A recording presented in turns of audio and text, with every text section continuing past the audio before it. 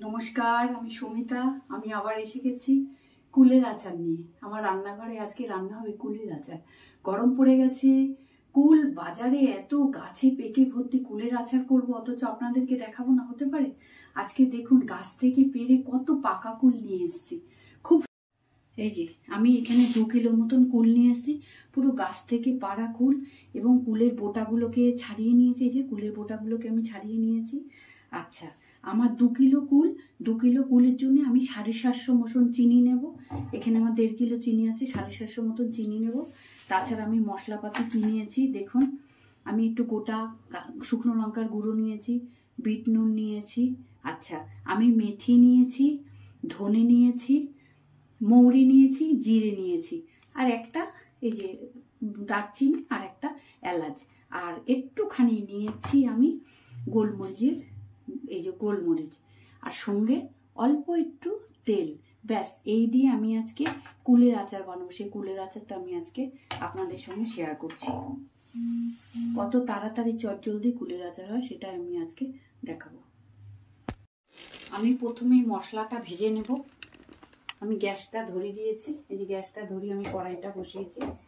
আমি প্রথমে এই শুকনো খোলায় আমি মশলাটা ভেজে নেব। এই যে আমি এখানে যতগুলো মশলা দেখিয়েছি, এই যে সব মশলাগুলো আমি দিয়ে দিলাম। জিরে দিয়ে দিলাম, মৌরি দিয়ে দিলাম, তারপরে আমি গোটা ধনে, গোটা শুকনো লঙ্কা, গোলমরিচ, আর দিয়ে দিলাম মেথি। মেথি কিন্তু ভেজে দিলে খুব সুন্দর, গন্ধটা খুব ভালো হয়। আমি সবটাই দিয়ে দিলাম। আমার মশলা ভাজা হয়ে গেছে, একটা ভাজা গন্ধ সুন্দর বেরিয়েছে। আচার মানেই হচ্ছে ভাজা মশলার গন্ধ। আচারের টেস্ট বাড়িয়ে দেয় একদম। আমার মশলা হয়ে গেছে, এবার আমি মশলাটাকে মিক্সি জারে একটুখানি গুঁড়ো করে নেব। এই যে মশলাটা আমার হয়ে গেল, এবার আমি ঢেলে রাখছি। সর্ষে তেল দেবো।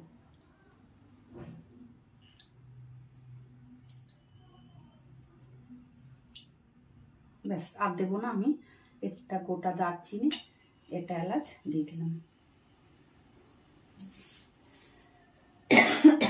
সরি, আমার তেলটা গরম হয়ে গেছে, আর এই যে ফোড়ন দিয়েছিলাম একটা দারচিনি এলাচ, সেটা হয়ে গেছে। এবার আমি কুলটাকে দিয়ে দেবো। আমি কুলটাকে ভালো করে ধুয়ে বোটা ছাড়িয়ে নিয়েছি। এবার কুলটাকে আমি সব দিয়ে দেবো।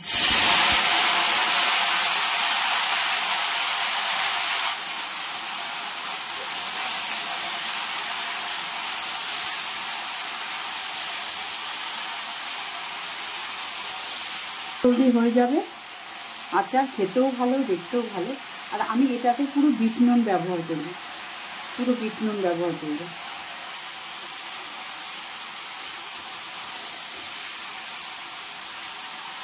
কুলটা এতটাই পাকা আর এতটাই নরম যে খুন্তি দিয়ে ঘাঁটতে ঘাঁটতেই দেখে হয়ে যাচ্ছে, পুরো গলে যাচ্ছে। কুলটা এতটাই সুন্দর পাকা, খুব চটজলদি হয়ে যাবে আচার, খেতে। হলুদ দিয়ে দেবো।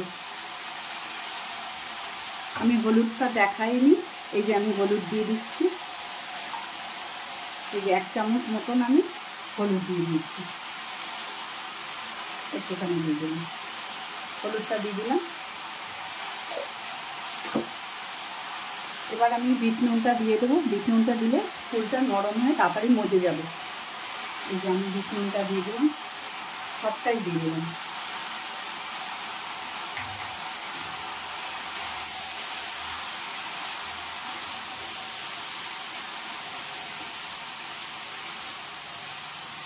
এতে কিন্তু কোনো জল থাকবে না, জল পড়বে না আচারে।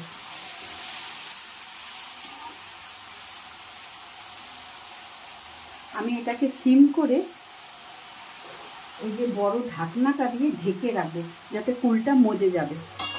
আমি আবার একটু নেড়ে দেবো, দেখি কি অবস্থায় আছে। এই যে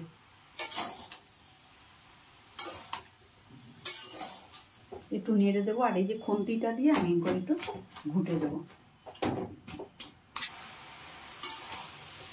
কুল মানে হচ্ছে কুলের আচার, কুলের ঝোল, পাতলা করে কুলের ঝোল।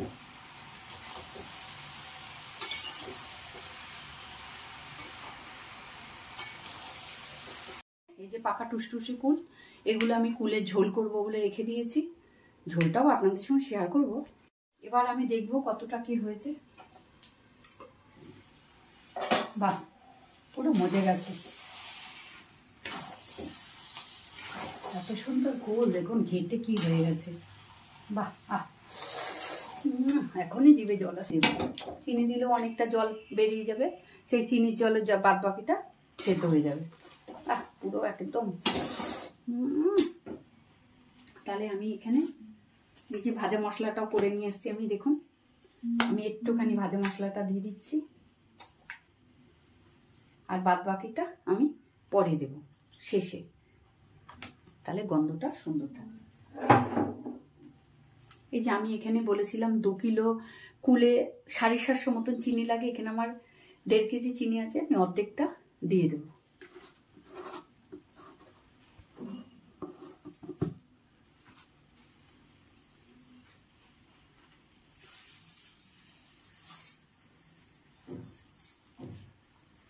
এই যে দিয়ে দিলাম অর্ধেকটা দিয়ে দিয়েছি।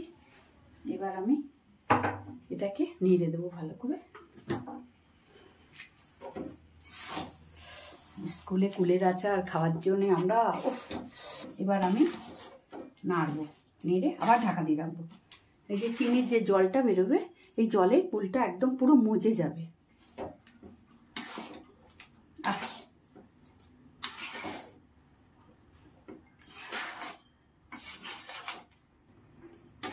ততক্ষণ এটা হতে যায়,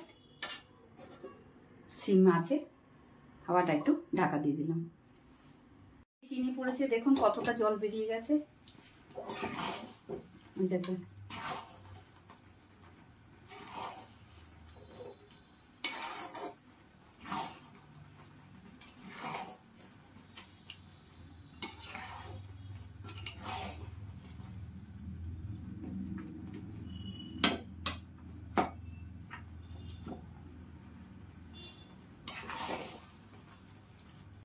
আমি অনেকক্ষণ পর চলে এলাম, আমার কিন্তু কুলের আচার হয়ে গেছে, খুব সুন্দর একটা গন্ধ বেরিয়েছে। আর এই দেখুন নেড়ে পুরো একদম হয়ে গেছে। এই যে খুব সুন্দর একটা গন্ধ বেরোচ্ছে, খিদে পেয়ে যাচ্ছে গন্ধে।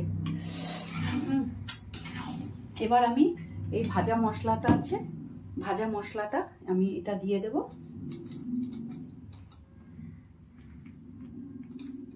আমি এবার গ্যাসটা বন্ধ করে দিচ্ছি।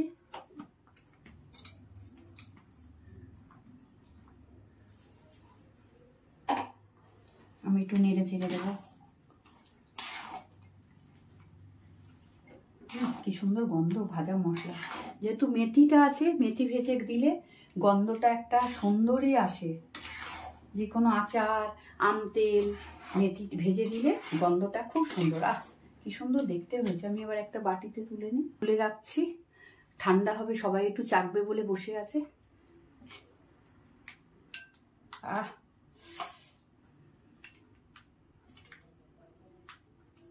তাহলে কুলের আচারটা আমি বানালাম, আপনাদেরকেও দেখালাম।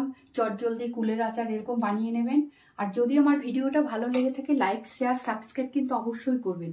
আমি একটু ভাজা মশলা রেখে দিয়েছি এই যে ওপরে একটু ছড়িয়ে দেওয়ার জন্য।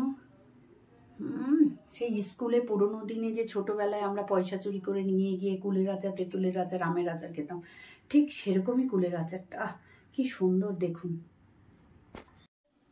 তাহলে আমার তো কুলের আচার বানানো হয়ে গেল, আর কেমনভাবে বানালাম আপনাদেরকেও দেখালাম।